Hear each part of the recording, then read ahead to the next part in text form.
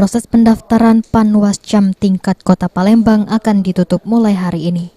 Jelang penutupan, setidaknya sudah ada 400 orang lebih mendaftarkan diri untuk ikut seleksi Panwascam Kota Palembang. Sejauh ini, menurut salah satu anggota Bawaslu Palembang, Dadang Aprianto, untuk pendaftaran perempuan telah lebih dari 30%. Namun untuk disabilitas sejauh ini menurut Dadang belum ada.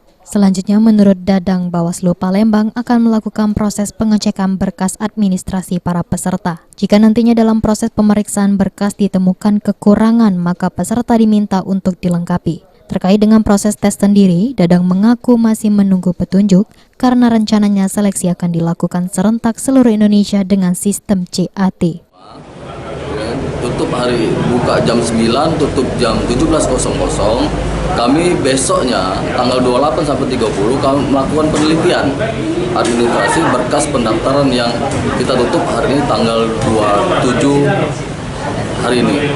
Nah, saya juga berharap juga kepada kawan-kawan, kita akan membuka dua metode, satu itu offline dan itu online.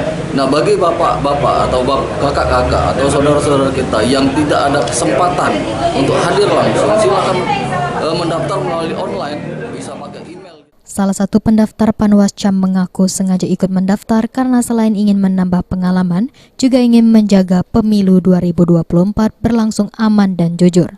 Ya, untuk menambah wawasan. Wawasan selain itu mungkin apa lagi mungkin? Ya, pengalaman.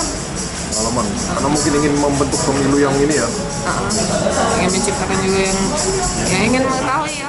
Bawaslu Palembang sendiri menjamin proses seleksi Panwascam akan berlangsung sesuai prosedur yang ada. Firman Hidayat, PAL TV.